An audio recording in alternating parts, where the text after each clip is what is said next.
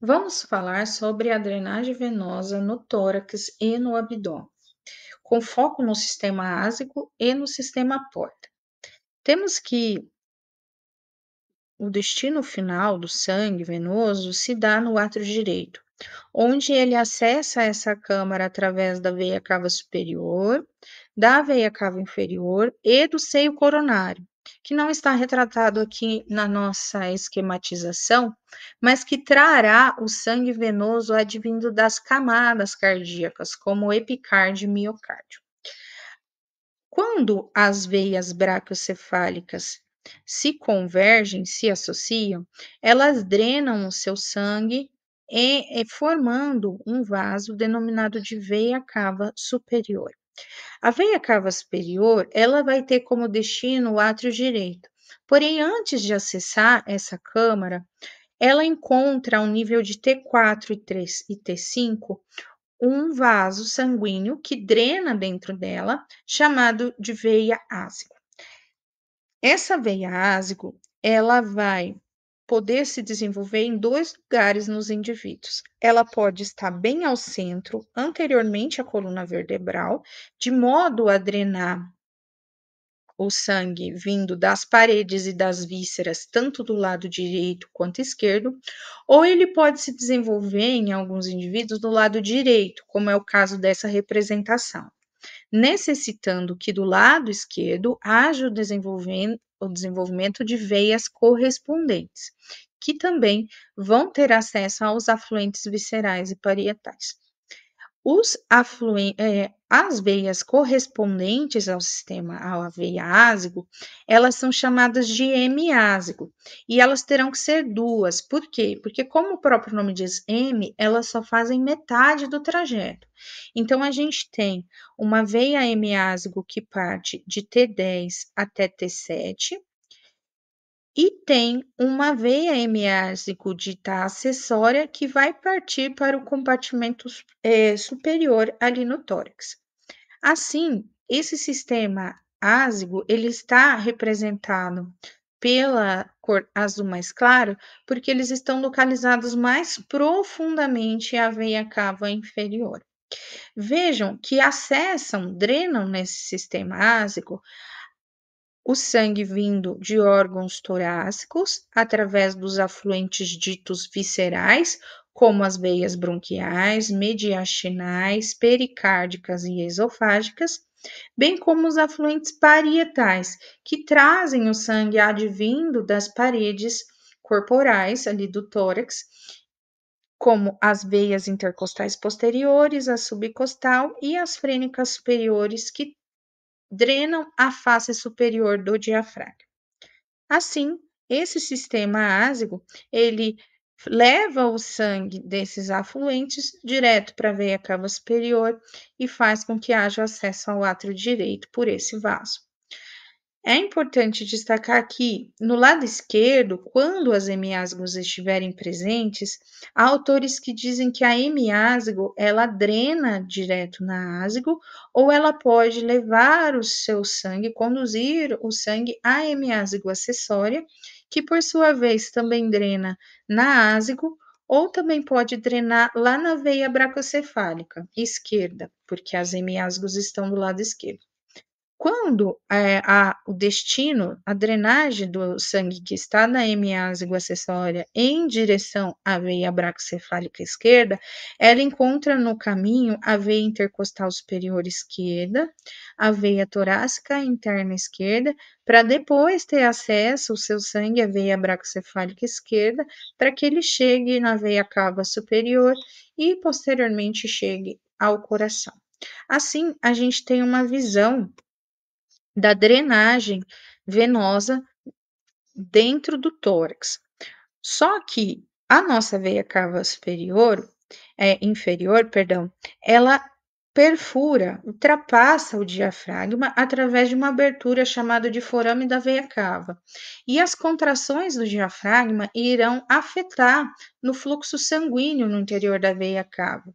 E irão afetar de forma positiva, pois quando a gente tem a contração, há uma cessão desse fluxo, porém no relaxamento com a cúpula do diafragma, ela apresenta uma certa concavidade, ela acaba empurrando esse sangue para cima, facilitando o retorno venoso.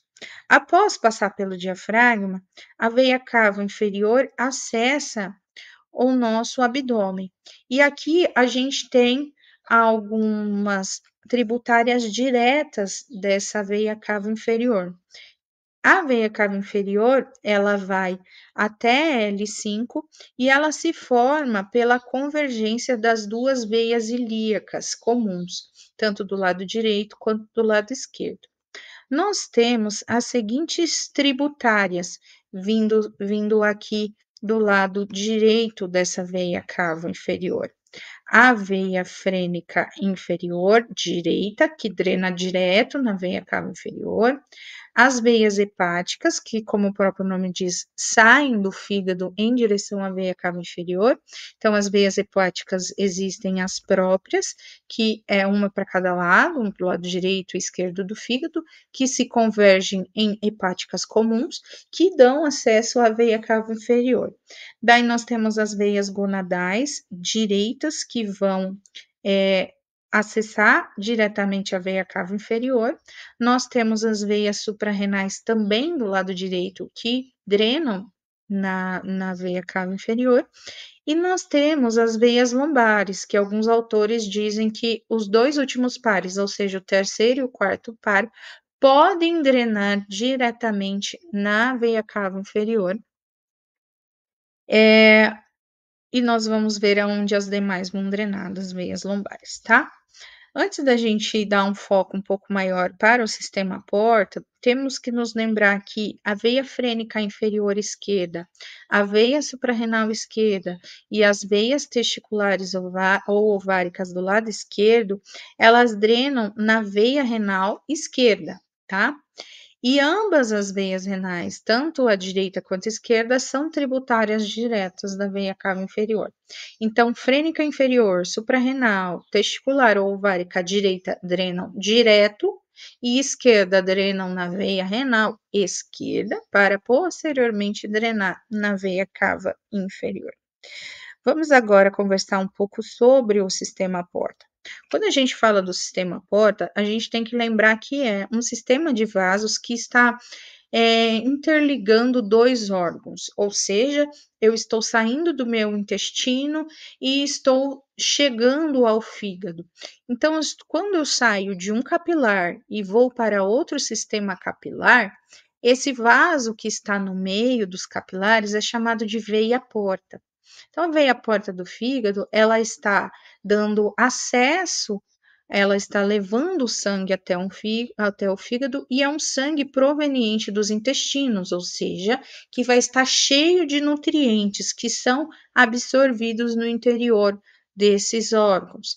Quando a gente fala desse sistema porta, ele tem uma importância muito grande, pois ele já viabiliza os nutrientes para a metabolização e garantindo assim um rápido fornecimento de energia do que se eu tivesse que sair do intestino, pegar toda a circulação sanguínea, ser bombeado, oxigenado, volta de novo para o coração e daí depois é distribuído pelo fígado. Então, esse sistema garante esse fornecimento mais rápido dos nutrientes, né? Essa metabolização mais rápida dos nutrientes.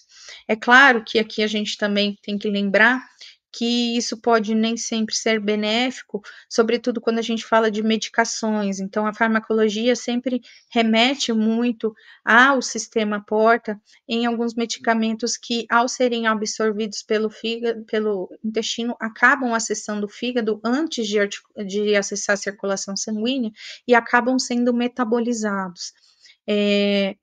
Assim, a gente chama isso de efeito de primeira passagem.